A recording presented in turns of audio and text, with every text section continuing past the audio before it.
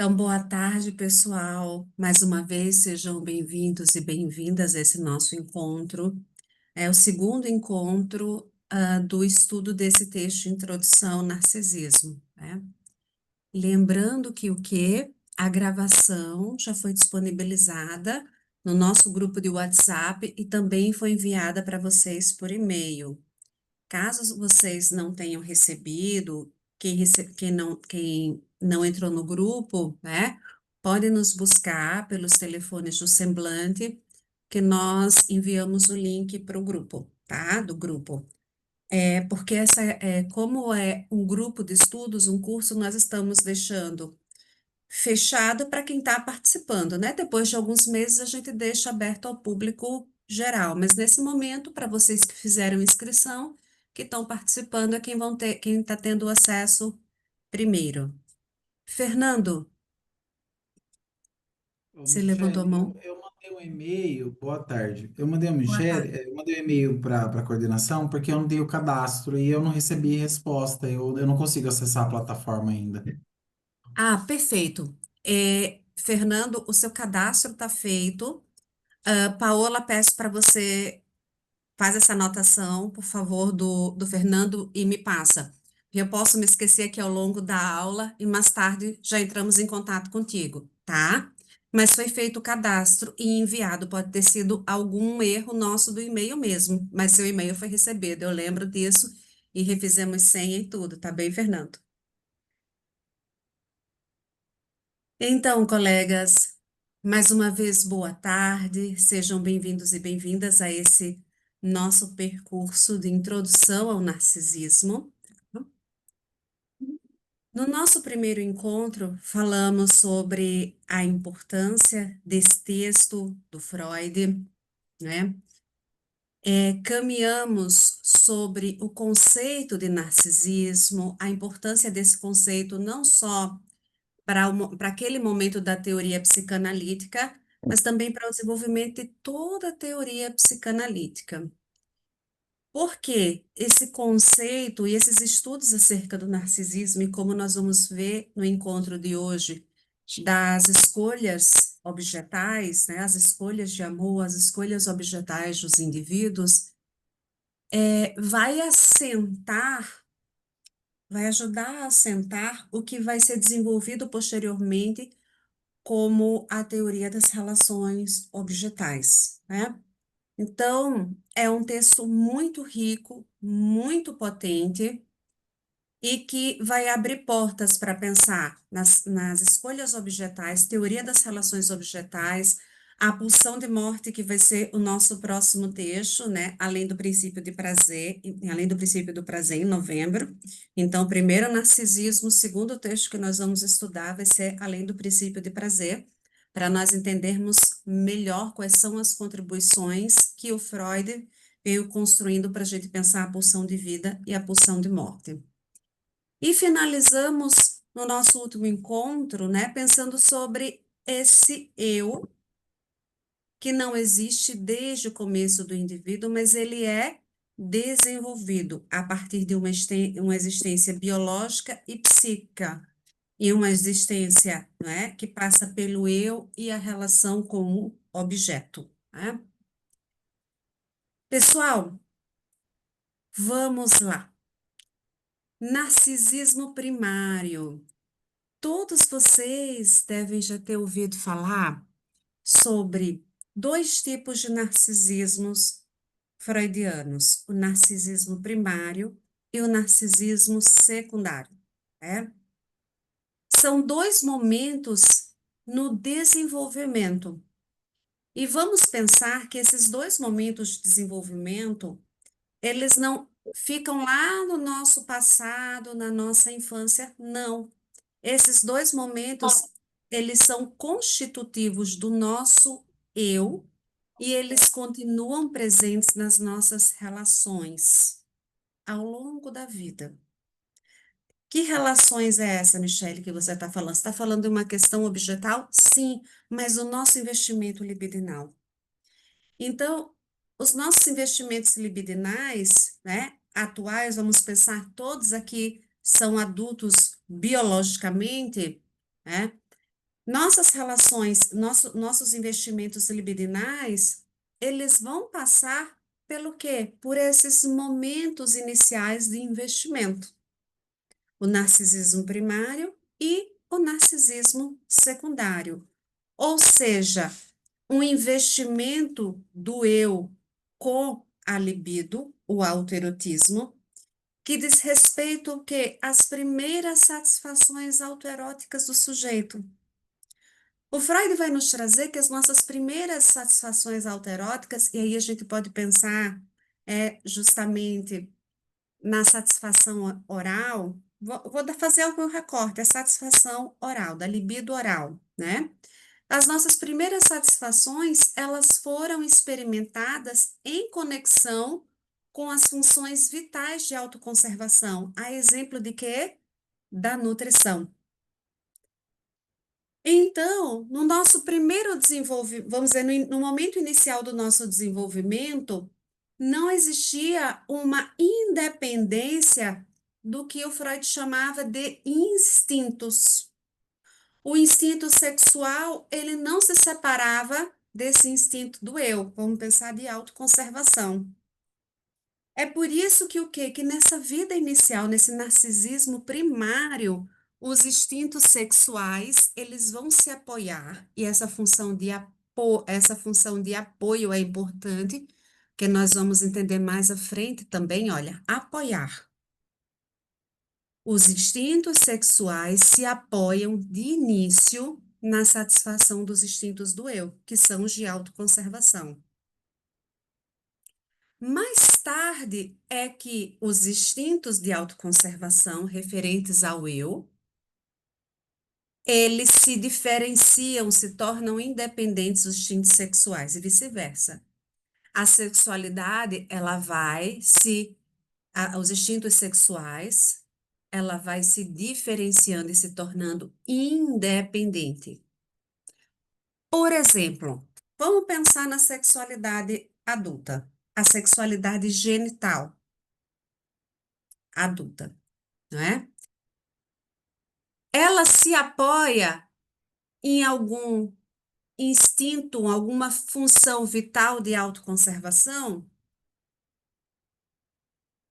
O Freud diria que sim, inicialmente ela se apoiaria, que é a função de quê? De preservação da espécie. Olha como o Freud vai para um campo filogenético, né? Ele disse em outros momentos, lá nos 3 ensaios sobre a sexualidade, né? Que a função que esse desenvolvimento sexual genital, ele caminharia para o quê? Para uma reprodução da espécie biológica, né? Então, ele vai para um campo biológico, filogenético, ou seja, da espécie.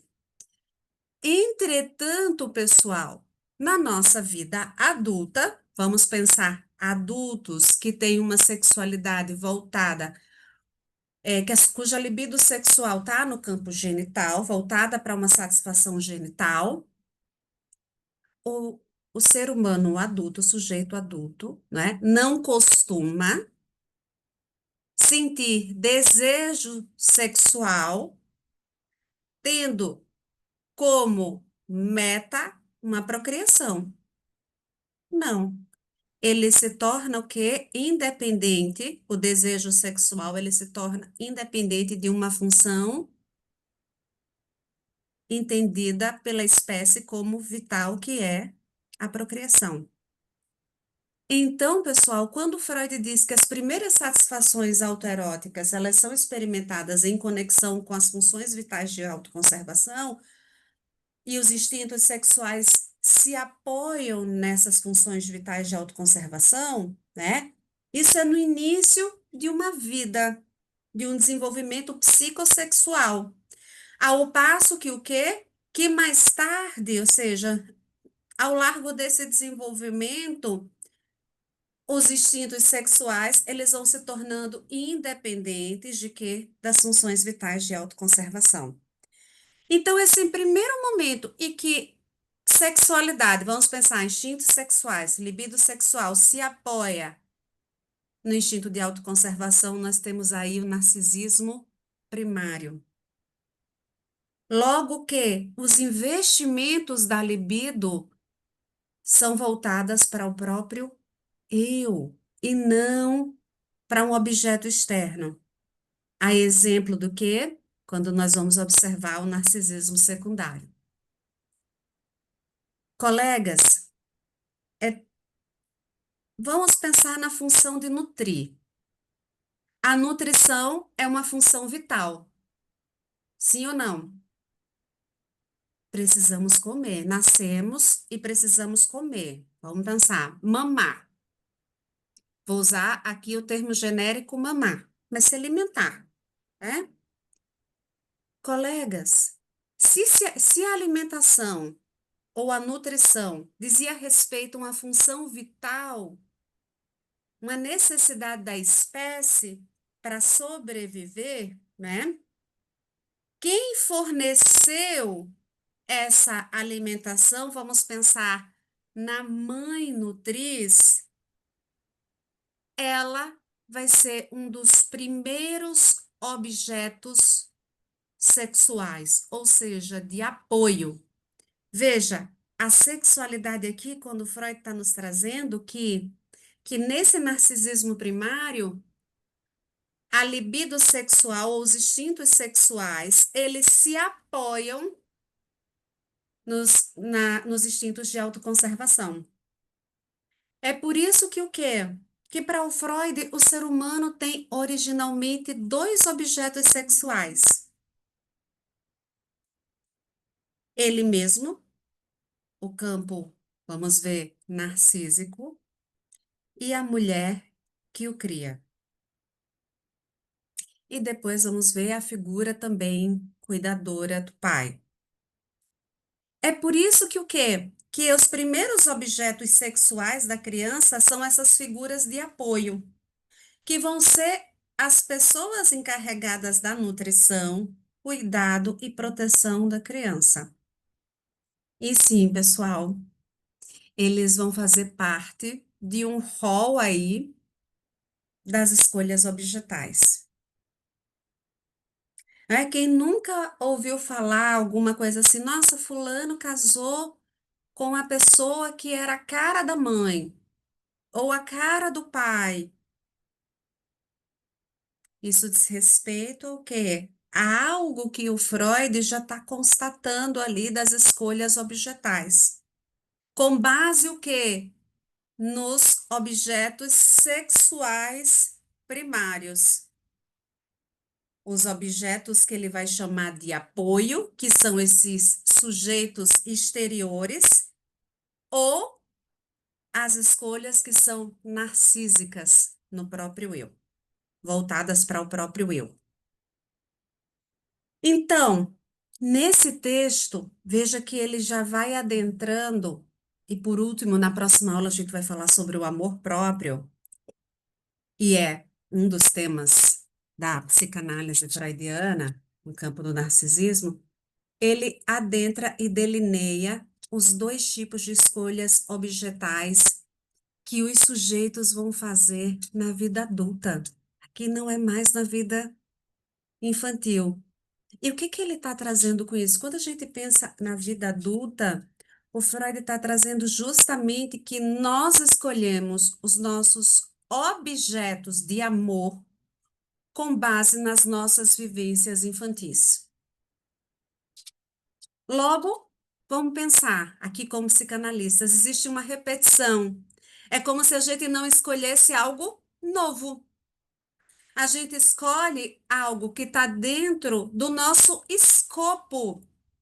Ou seja, as nossas escolhas objetais adultas serão baseadas no modelo de apoio. Quem eram aqueles primeiros cuidadores, né? É a escolha do outro como um modelo objetal, pai, mãe, tia, tio, avó, babá.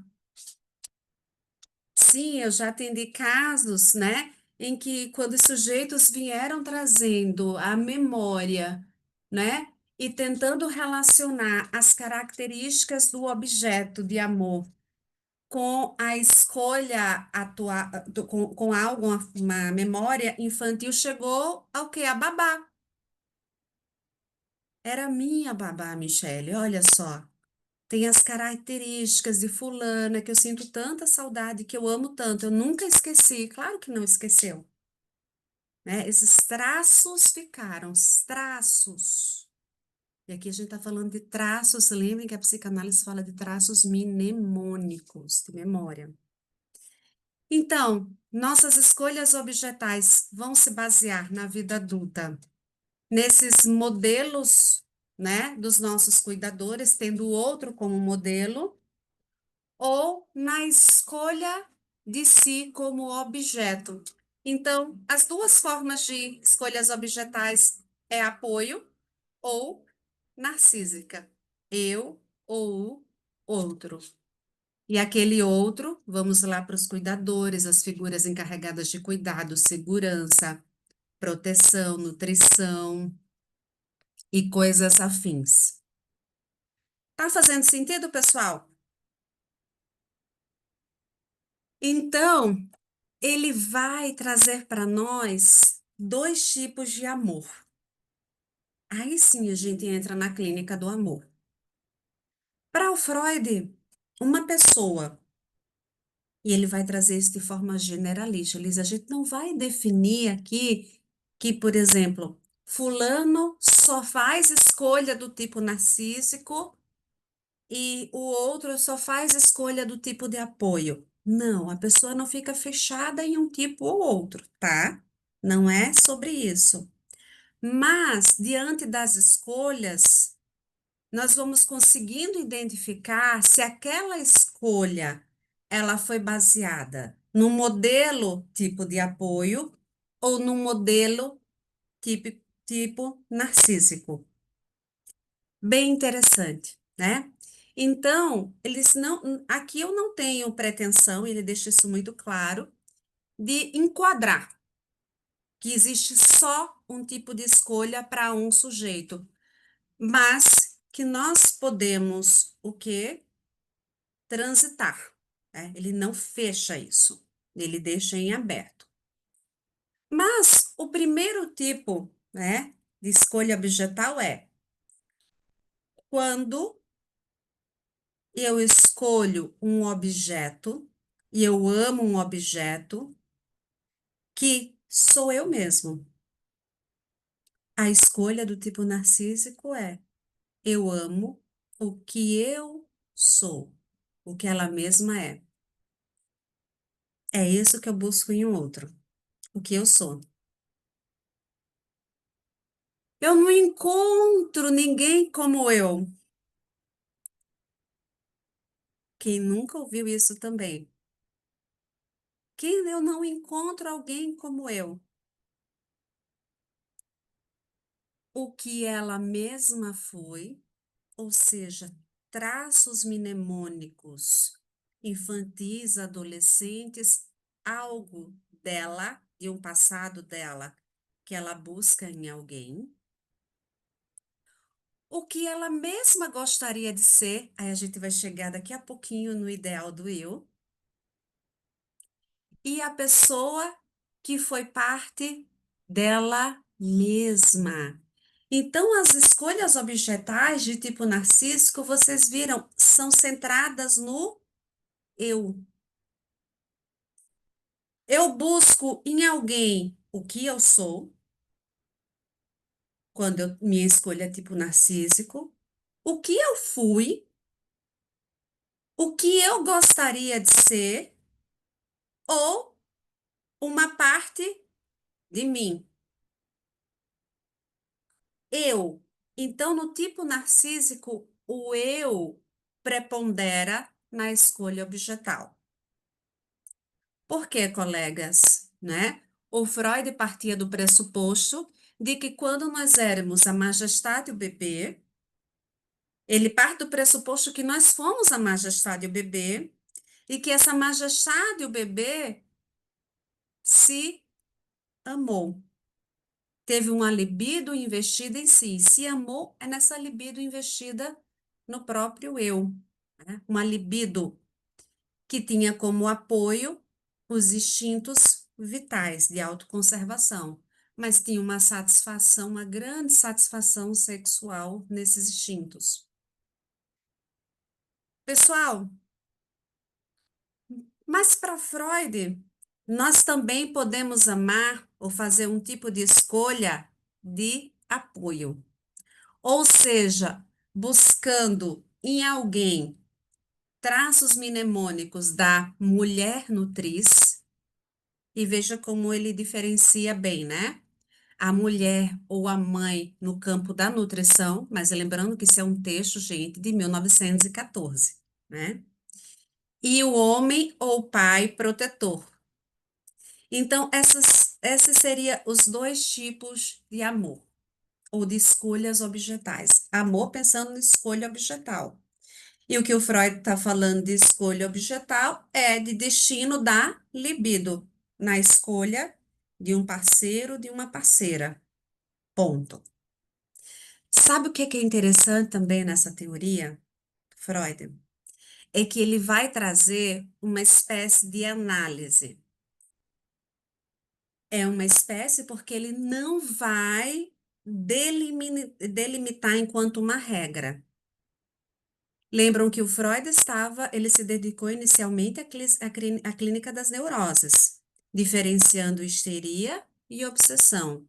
Histeria enquanto um campo feminino, foi assim que ele delimitou, e obsessão enquanto um campo masculino. Vocês podem me perguntar, mas Michele, e só mulher é histérica, tem esse tipo de estrutura, e só homem é obsessivo? Não. O Freud é um homem de sua época e as questões, a gente não pode esquecer que esse campo estrutural e das relações com o outro são baseadas nas questões sociais e culturais da época, no lugar que um feminino ocupava e no lugar que o masculino ocupava. Ponto. Por quê? Porque o Freud vai nos colocar aqui como uma observação que esse tipo narcísico era predominante nas mulheres e o tipo de apoio era predominante nos homens. Querem entender por quê? Vamos lá. Como a majestade, o bebê, vamos pensar no bebê homem e no bebê mulher, tá? No bebê feminino e no bebê masculino. Raquel, no início ali que ele estava estudando a histeria, né? Mas ele vai se questionando de muita coisa. A Raquel perguntou, né, se o Freud em algum momento se entendeu por histérico, né? Quando ele estava estudando ali bem no início, final do século XIX, a histeria. Ele se questionava do Isso que. mostra ali naquele filme, né? Então, assim, no Aham, Freud, além da alma, né? É isso? aham, É, ele, enfim, tem essa questão, mas que ele estava ali ainda abandonando a teoria da sedução, né? Então, exato.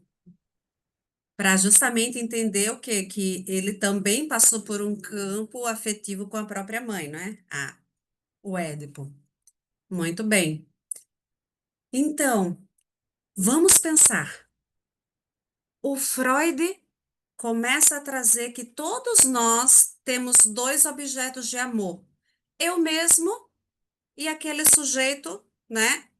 O meu primeiro cuidador, os meus primeiros cuidadores, que são, né, os meus objetos sexuais de apoio. Meus primeiros objetos sexuais são de apoio. Perfeito. Para ele, nós fazemos, então, dois tipos de escolhas. Um tipo narcísico, baseado que no eu, ou um tipo de apoio, não é? Com os traços mnemônicos do nosso objeto, meus primeiros objetos sexuais externos. Olha só, de onde é que ele vai partir para trazer que o tipo narcísico é muito mais encontrado em mulheres e o tipo de apoio, escolha objetal, é muito mais percebido nas dinâmicas masculinas. Ele vai partir do próprio sujeito feminino na sociedade. Nós estávamos no início do século XX, Para as famílias, era mais desejável ter um filho homem ou ter um filho mulher? Ter um filho homem. Muito bom. Porque ele vai trazer que o quê? Que as crianças ou os bebês meninos, eles eram muito mais investidos libidinalmente pelos pais. Como eles eram muito mais investidos de libido, a libido deles, olha, quanto mais libido, mais excitação pulsional. Quanto mais excitação pulsional, mais o quê? Desprazer. Então, esses sujeitos, eles tinham uma dinâmica de quê? De direcionar essa libido a objetos externos. Eles foram investidos pela mulher nutriz, pelo homem protetor, então eles destinavam essa libido a objetos externos, e o Freud dizia quase que numa obsessão. Interessante. Isso diz respeito ao próprio investimento que essas crianças receberam dos seus pais. Ao passo que o quê? Só um minuto, colegas. Ao passo que o quê? Que no tipo narcísico, vamos pensar, seriam as mulheres. E ele trazia justamente esse lugar de menor investimento libidinal. Então, do outro, pelo outro. Então, o que é que essas mulheres desejariam na escolha de um tipo narcísico? Alguém que as amasse como elas desejariam ser amadas. Dentro, olha, do que ela mesma é, do que ela mesma foi, do que ela mesma gostaria de ser. Então, ele está trazendo aqui e ele vai fazer uma breve análise social, uma análise muito pequena, assim, pontual, para dizer o lugar do homem na sociedade e na família é diferente do lugar da mulher. Nesse sentido, os meninos, os rapazes são muito mais investidos, ou seja, eles recebem muito mais libido. Por eles receberem muito mais libido, logo que eles têm uma libido para investir no outro e muitas vezes massivamente. E aí ele associa isso ao próprio campo neurótico obsessivo, fazer esse tipo de escolha na mulher nutriz, né? Ou no homem protetor. Mas isso não é exclusivo dos homens. Ele diz há homens que fazem tipo de escolha narcísica e há mulheres que fazem escolhas de um tipo de apoio. Mas era o que era majoritário na época. Por quê? Porque os meninos, eles foram superestimados. É isso que ele quer dizer. Esses meninos, eles eram tão superestimados, e aqui o Freud está bem no campo biológico, e ele entra no campo de gênero também, porque é o valor social que os meninos tinham, né? E ainda tem em algumas culturas, algumas sociedades, em algumas famílias. A gente ouve na clínica famílias em que meninos são muito mais estimados do que meninas e vice-versa, né? Nós ouvimos famílias em que as mulheres são muito mais fálicas do que os homens, elas receberam muito mais estima, olha. Então, ele está falando realmente dessa superestimação que vem do objeto de apoio. É por isso que essa superestimação que eles recebem do objeto de apoio sexual, e a relação do objeto de apoio é sexual, eles transferem para o objeto em escolhas posteriores. Já as meninas, olha só, como elas não tiveram essa superestimação, muitas não foram superestimadas assim, elas precisam de alguém que as ame para elas se sentirem amadas. Mas, Michele, não são amadas? Elas precisam de um amor do outro para elas poderem sentir a intensidade do amor. É por isso que o Freud trazia o quê? Que a histérica, e ele associa isso com a posição da histérica. Que essa posição, vamos pensar agora em posição, não em homens e mulheres, mas vamos pensar em posição. O histérico, ele deseja ser desejo do outro. Quando ele sente o desejo do outro, ele consegue se amar com a mesma intensidade. Ou seja, eu preciso que o outro me ame para me sentir o quê? Amado. O outro tipo, como foi superestimado, é como se o quê? Essa libido em excesso, que vem de uma superestimação, ele consegue transferir para o objeto. E aí, qual é o problema que o Freud vai nos trazer? É quando essa libido é transferida massivamente e entra num campo patológico, porque esvazia, né? Pode ser esvaziar ou o sujeito ficar, eu vou usar aqui um termo bem que eu gosto de usar nas aulas, desnutrido de libido, né? Ele fica desnutrido, né? Porque investe muito no outro. Porque a espera de porque o investimento libidinal no objeto externo, ele tem ou não tem um tipo de retorno. O narcisismo secundário diz respeito a um investimento libidinal que retorna do objeto para o próprio eu. Ana ama João, que ama Maria, que não ama ninguém. Essa libido não retorna.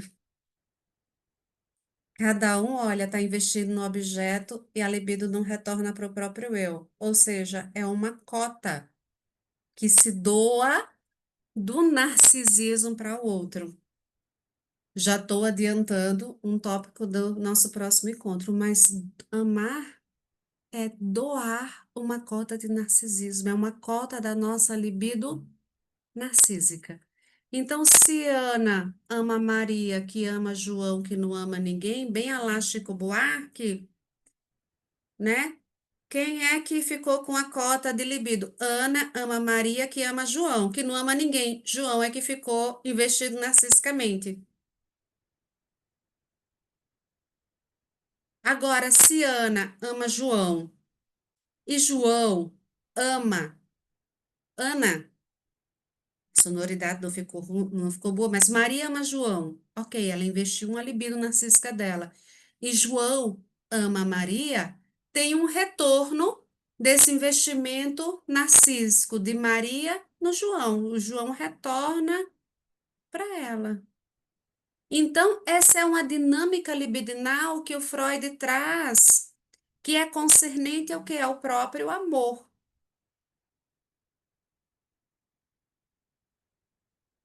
Seguimos. Alguma questão até aqui? Podemos deixar para o final? Pessoal, e de onde vem esse narcisismo primário? O Freud faz uma generalização, sim, que quando nós vamos para a clínica, vamos ouvir outros casos também.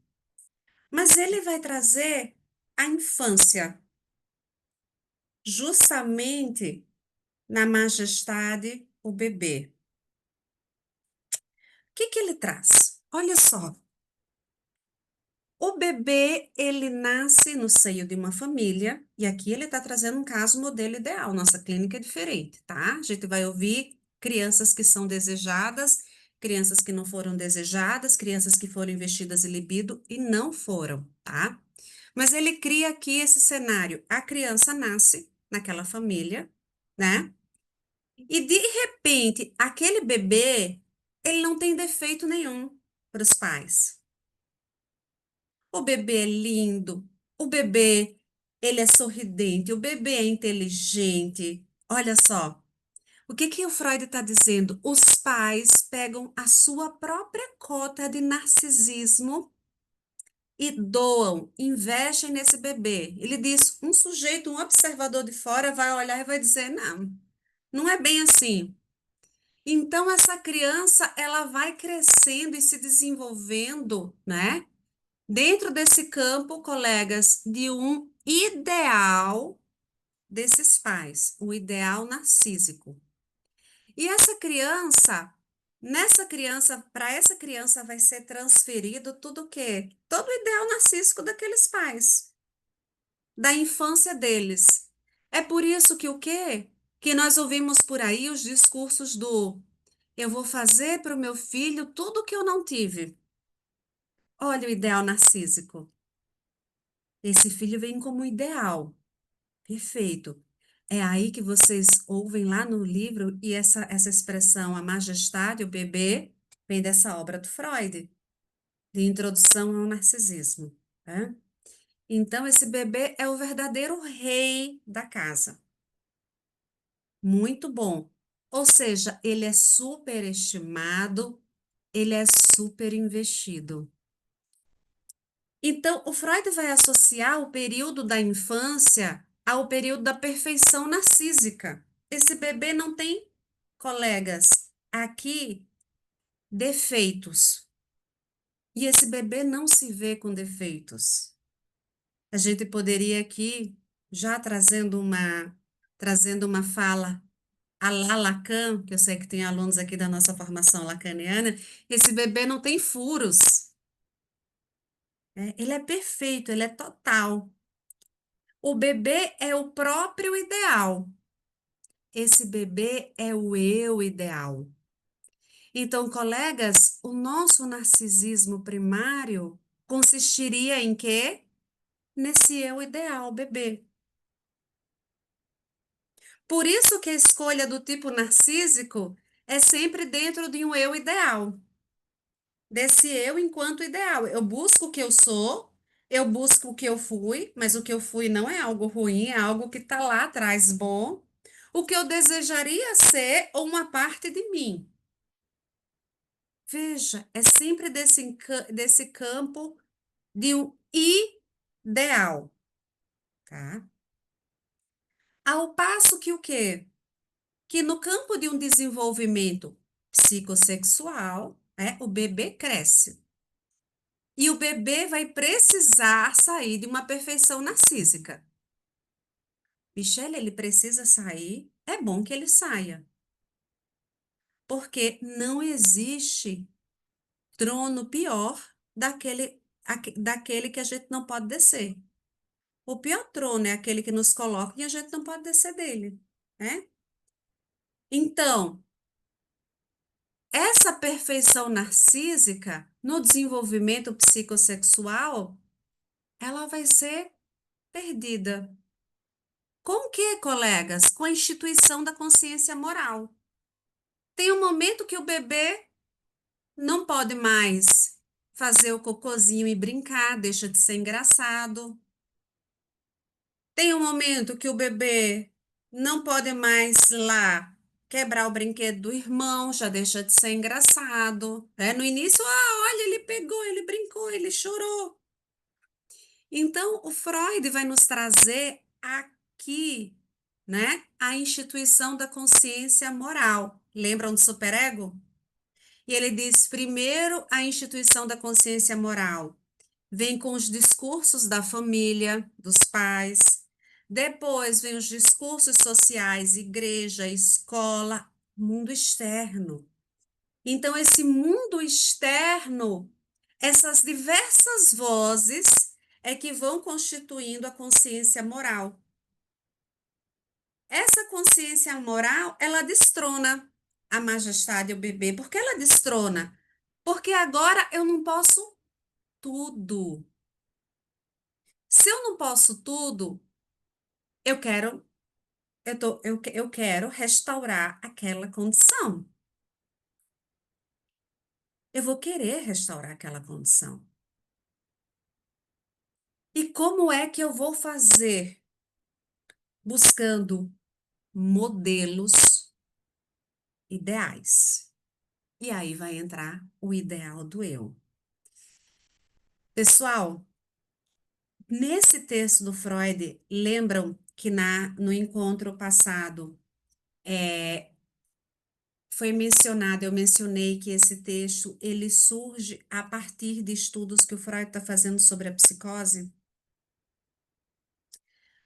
O Freud vai justamente dimensionar aqui, na neurose, essa instituição da consciência moral que vem a partir das vozes dos outros, porque o bebê vai ouvindo, isso é feio, isso é errado, tem a punição, tem o castigo.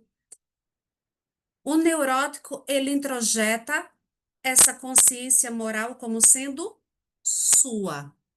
E aí vem um superego interno.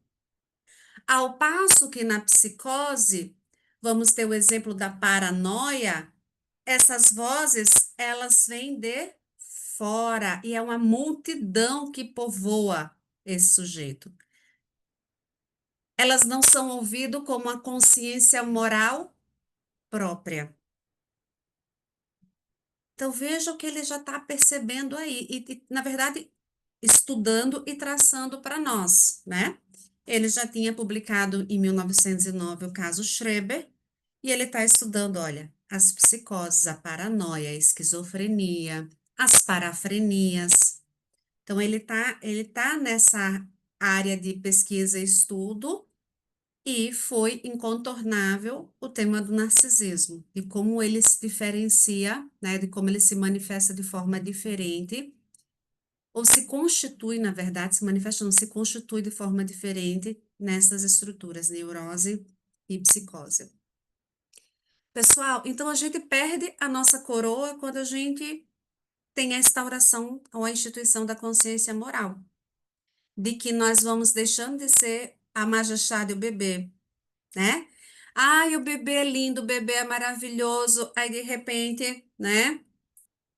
Se Joãozinho, né, fizer cocô na sala, vai se tornar uma criança feia. É, Joãozinho. Então você já não é mais esse Joãozinho absoluto que pode fazer tudo. Olha, você, a sua beleza, o garoto bonito, o garoto total, ela já não é mais garantida.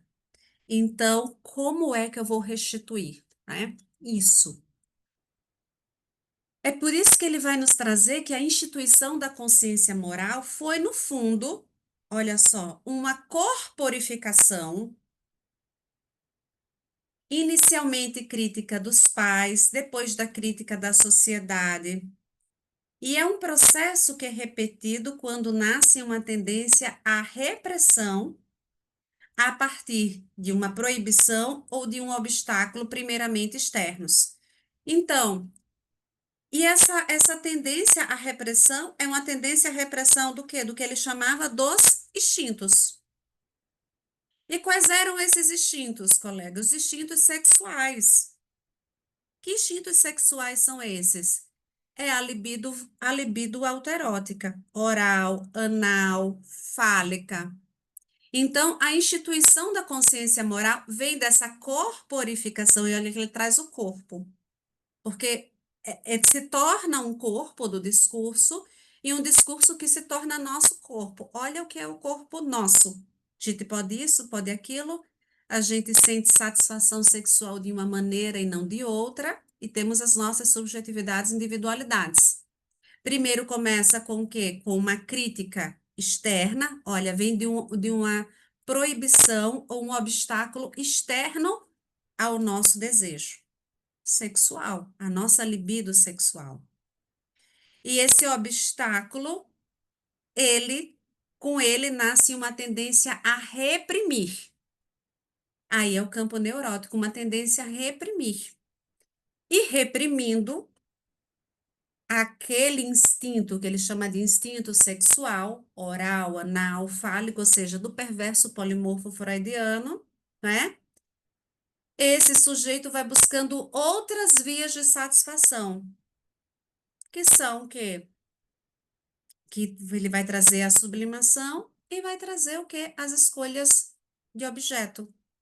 Colegas, se não tivesse essa repressão, esses obstáculos ou a proibição do mundo externo, e esses obstáculos e essa proibição não sendo aceita ou negada, a criança fica na posição da majestade e o bebê, que se satisfaz com tudo, ela não abre mão da satisfação sexual autoerótica, tá? Michele, isso acontece muito. Então, o Freud está trazendo aqui esse movimento que existe, pode existir, não é garantido para todo mundo, a instituição da consciência moral que vai pôr obstáculos, limites aos instintos sexuais infantis, né? Existe. Pode existir e pode pôr limites, mas às vezes não põe limites. Quando põe limites, essa proibição vai existir por parte do psiquismo do indivíduo, já que é proibido, eu vou me tornar criança feia, criança suja, criança aquilo, um, uma tendência à repressão. Pessoal, é tão interessante isso, né? Eu citei aqui o bebê que lá na fase anal, que ele está descobrindo, está desenvolvendo o controle dos esfíncteres, o bebê, ele pega as fezes e o bebê, ele não tem nojo das fezes dele. Ele pega as fezes, ele brinca, ele manipula, muitas vezes ele põe na boca. Um adulto vai olhar e vai dizer, que nojo. E muitas vezes o adulto vai chegar na nossa clínica e vai dizer assim: nossa, Michele, nossa, Fernando, Raquel, olha que horror. Quando eu era criança, minha mãe sempre conta rindo que quando eu era criança, eu comia minhas fezes, ou seja, o famoso cocô, né? Eu comia, eu botava na boca, que nojo. E o Freud traz. O nojo significa que houve uma repressão. Então, essas palavras, que horror, que nojo, que sujo, significa que houve uma repressão desses instintos sexuais infantis. E aqui eu estou falando instinto, estou usando bem o Freud ao pé da letra mesmo, instinto sexual infantil. Do campo do narcisismo autoerótico. Por quê? Porque ali a satisfação é com o meu próprio corpo, com o que eu excreto. Olha, para as crianças, as fezes é uma parte dele, é tanto que as fezes são o quê? A obra. É uma extensão minha. À medida que os obstáculos surgem, como um campo de instituição de consciência moral, não pode vir a haver o quê? A repressão. E a repressão é que faz com que o quê? Esse sujeito abra mão desse tipo de satisfação para poder se satisfazer com o que é tido como normal naquele meio social. Olha, a normalidade. O que é aceito socialmente, não mais as fezes. Então, colegas, nós somos colocados aqui trazendo, faz conta, todo mundo desse movimento, a Majestade e o bebê.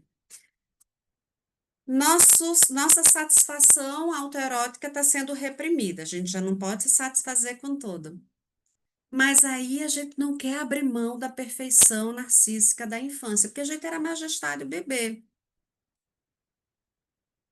Se a gente não puder manter essa perfeição narcísica, a gente vai tentar readquiri-la de outra forma, que o Freud vai chamar de ideal do eu. Ou seja, a gente já não pode ser o eu ideal bebê, nós vamos buscar o ideal do eu. E que perfeição narcísica é essa? Aí a criança com 7 anos, 8 anos, ela vai para a escola. Daí ela descobre que o quê? Que a mamãe, né, vai levá-la para o McDonald's sempre que ela tirar 10 em matemática. O 10 em matemática é celebrado. Olha só, perfeição narcísica. Então, o ideal para essa criança passa a ser o quê? O ideal do eu, para satisfazer esse outro e continuar nesse campo de uma fantasia de perfeição narcísica, tira 10. Percebem que o quê? Que os movimentos que muitos de nós fazemos ao longo da vida é para tentar nos manter numa fantasia de perfeição narcísica. E aí nós crescemos, tem o quê? O que que você vai ser quando crescer, né? Ah, com o que que você quer trabalhar? Ah, você vai ter quantos filhos? Que tipo de casa? Que tipo de carro? Veja o quanto as dinâmicas de escolhas e relações objetais, aqui puxando já para o outro lado, são escolhas narcísicas, baseadas o quê? Nessa tentativa, né, de readquirir esse lugar perdido de perfeição. Corpos, tudo. É um retorno que aquele bebê que tinha o pezinho gordinho, que tinha o sorriso mais lindo, que fazia a melhor brincadeira, que fazia a família toda rir. Olha essa perfeição. Deixava todo mundo feliz. Ideal de perfeição narcísica, ideal do eu. É nesse sentido que o Freud vai trazer que o que a criança vai projetar diante de si como o seu ideal, e o adulto também projeta como seu ideal, é um substituto para o seu narcisismo perdido na infância, lá na primeira infância, na qual esse bebê era o seu próprio ideal, porque ele era o ideal desses pais, desses cuidadores. Então, em algum momento, esse bebê foi um ideal e ele perdeu esse lugar, porque ele não conseguia manter esse lugar dentro daquele campo de satisfação autoerótica. Ele tinha que ser um sujeito para a sociedade. Então, ele não podia fazer tudo. Ele passou por proibições, por obstáculos, né? Que fizeram com que ele tivesse que abrir mão, como o Lacan diria, abrir mão do gozo, né? O Freud disse o quê? Se privar do seu narcisismo primário.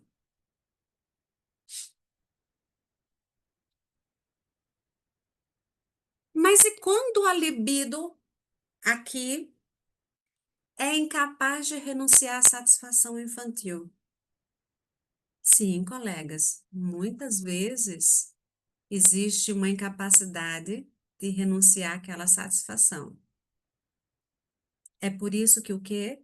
Nós vamos ter sujeitos que vão crescer se mantendo numa posição ainda narcísica primária.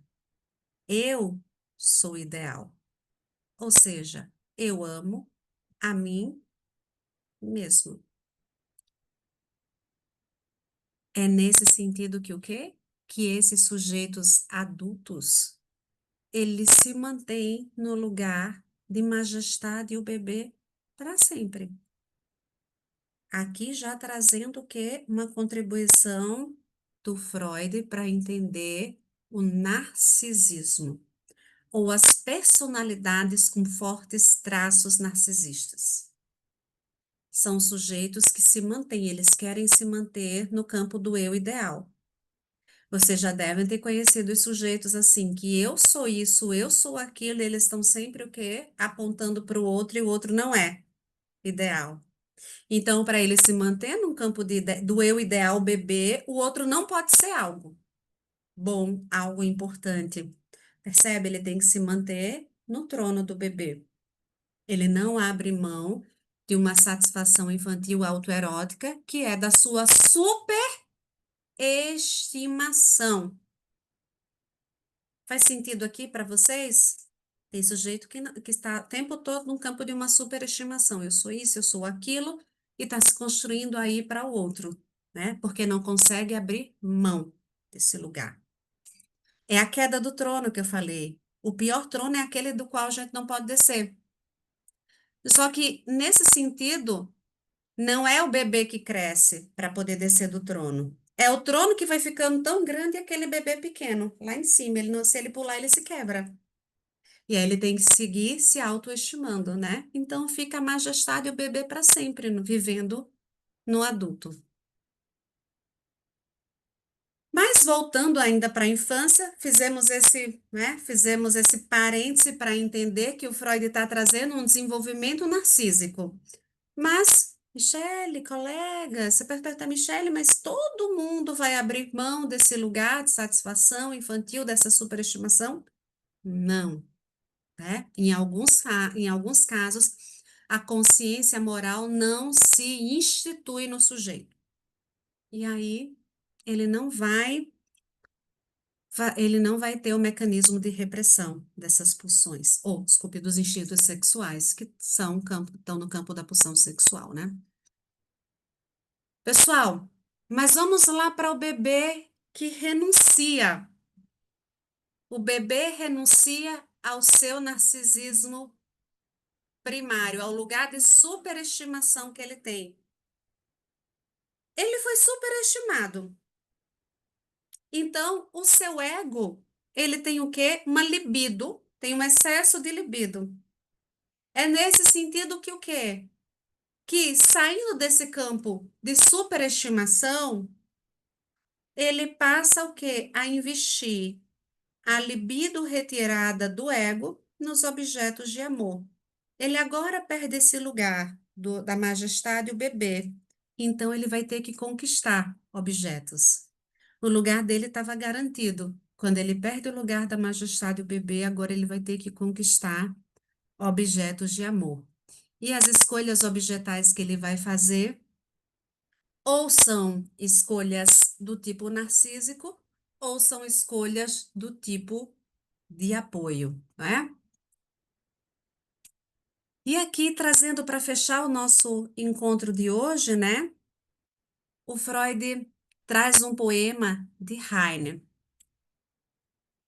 Heine traz esse poema, eu botei aqui Porque Amar, é um título que eu dei ao slide, ao tema. Heine traz esse é um poema sobre a criação do mundo. E se a gente pensar a criação do mundo, aqui nós estamos falando de um texto sobre a criação do ego. Porque essas etapas, narcisismo primário e narcisismo secundário, são etapas de constituição do eu. Então, criação do mundo, criação do eu. E o eu, ele existe numa relação com um outro. Olha só, um eu sujeito existe numa relação com o outro. A doença foi bem a razão de todo o impulso de criar. Quando eu pude me curar, criando, eu me tornei são. Colegas, o que é o amor, então? O amor é uma criação. É uma possibilidade que surge para o que? Não adoecer. E não adoecer de quê, colegas? Do excesso libidinal do próprio eu. Então, essa doença, né, que é esse excesso, vamos pensar de um excesso libidinal pulsional voltado para o próprio eu, é que cria esse impulso que nos impulsiona a criar, a amar. E amar é o que cura do nosso próprio narcisismo. Então, amando, nós nos tornamos um eu. Está aqui a chave do texto freudiano nesse poema de Heine sobre a criação do mundo, aqui a criação do eu. Porque para não adoecer é preciso amar, mas adoecer do quê? Do próprio narcisismo. Senão só sou eu no mundo, não tem outro, não tem ninguém. Porque para eu me manter num lugar superestimado do bebê, o outro não pode ter o mesmo valor igual a mim. Então, para eu me curar disso, é preciso amar. E para amar, eu preciso ver algo no outro. Fez sentido, pessoal? E, por fim, né? Narcisismo secundário, que vamos continuar e falar do amor próprio no próximo encontro, passa por amar o outro como a si mesmo. Amo ao outro como a mim mesmo. Porque no final das contas, quando a gente ama algo de nós que encontramos no outro. Seja algo do nosso próprio narcisismo ou das escolhas ou dos objetos de apoio que foram meus. Eu encontro sempre no outro algo que diz respeito a mim. Por isso que eu não amo o diferente. O estranho. Eu não amo o que eu não conheço. Eu só consigo amar o que eu conheço.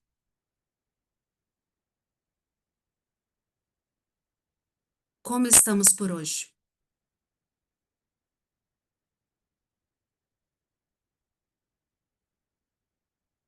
Comentários, questões, está fazendo sentido o percurso para vocês? João, o seu áudio não está chegando para nós.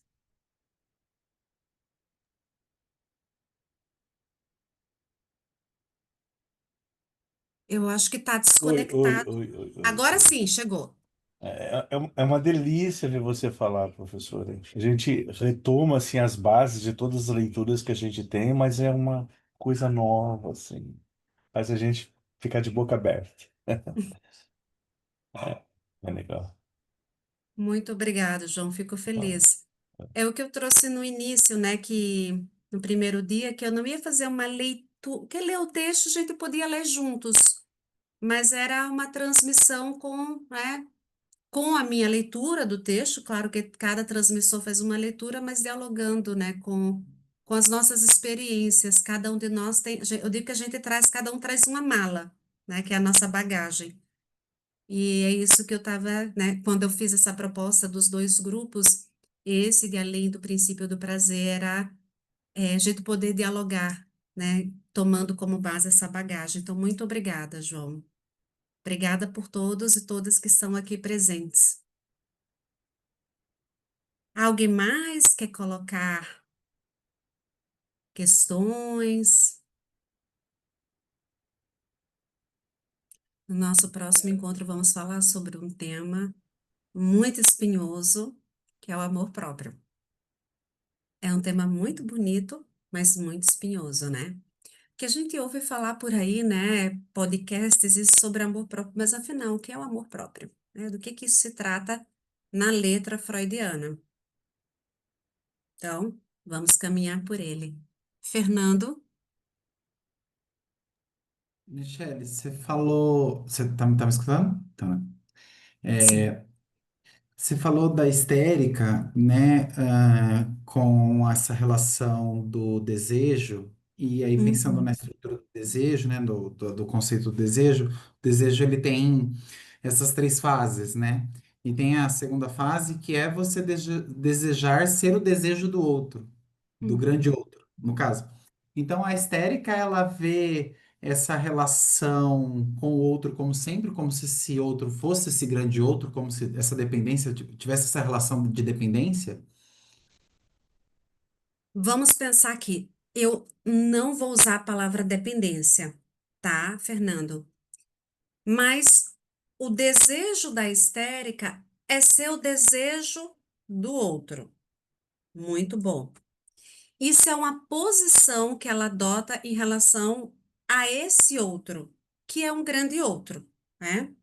Esse pequeno outro tem o grande outro aí, né? O grande outro faz parte. Vamos pensar o pequeno outro, vamos dizer a Maria e o João. Vou colocar aqui bem colocar um par heteronormativo. A Maria bem a la Freud, Maria e João. Opa, a Maria, né, deseja seu desejo do João. Mas o que é que ela faz? E o João tem libido para dar. E o João, ele quer completar alguém, olha só. Ele quer completar alguém. Então, pensando num par bem freudiano, veja só. Ser desejo do outro é nunca completar a falta do outro. Porque quando eu completo a falta do outro, o outro não precisa mais de nada, nem de mim. Para o outro continuar me desejando, eu estar nesse campo de desejo, olha, para eu continuar sendo amada, eu não posso completar. Eu não posso ser a completude dele. Por isso que o desejo da histérica é sempre insatisfeito. João nunca é suficiente para ela e João faz mais, ó. E quando ele faz mais para ela, ela se sente mais amada. Olha a dinâmica. Olha que interessante. Então, nem João me completa, nem eu completo João. Então, é uma dinâmica de falta. E a histérica vai lá. Bem interessante, tem uma cena, um caso um exemplo que eu usei assim de um caso, que o João, ele ama muito aquela mulher. Ele diz assim, eu te amo. Todos os dias ele diz que a ama. Aí ela faz, ai, você disse que ama demais. Aí no dia que ele não diz que ama, ela diz, hoje você não disse que me amou. Aí teve um dia dos namorados. O João comprou, foi numa loja que ela gosta lá de joias, comprou o relógio tal. Aí o João levou para ela o relógio, fez uma surpresa para ela, depois do trabalho. Ele separou o restaurante, tudo. Ela saiu do trabalho, ele estava lá com o relógio, do estilo que ela gosta. Ela olhou para o relógio, aí ela fez uma cara assim: Mas eu queria flores. Aí ele disse: Mas você não me falou, mas era para você adivinhar que eu queria flores. Aí disse que ela botou o relógio na bolsa, não usou, foram para o restaurante. No dia seguinte, ou seja, dia 12 dos namorados, no dia 13, o João foi lá esperar ela com flores. Olha, quanto mais ele faz, mais ela se sente amada, viu, Fernando? Ela, ele chegou lá com flores, ela olhou para as flores do João, aí fez assim: Mas hoje não vale, era para ter sido ontem. Pobre do João, né? Que chega na clínica e faz assim: nada agrada aquela mulher, eu faço tudo. Quanto mais ele faz, mais ela se sente, ela precisa sentir isso, né? E ele precisa fazer, porque o João busca, olha só, pegar essa libido dele e destinar. E a mulher tem traços, sim, da mãe dele, do objeto de apoio. Vê se essa mulher me coloca novamente nesse lugar, ó, de estima do narcisismo, percebe? Então veja que essa dinâmica que o Freud está nos trazendo. Fez sentido, Fernando? Que bom. Então, por isso que ele falava que era o par perfeito, né? A histérica com a obsessiva. Ele vai lá, ele faz. E ele, o que que ela quer? Ele quer adivinhar o que ela quer. E ela diz assim, e quando ela diz, mas eu queria tal coisa, você não consegue adivinhar. Olha, coloca. E ela tira ele da onipotência. Viu a onipotência infantil, que é a perfeição narcísica, você não consegue adivinhar o que eu quero.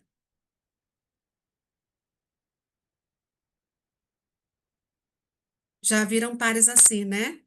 Clínica psicanalítica. Deixa eu olhar aqui o chat, gente, se tem mais alguma questão.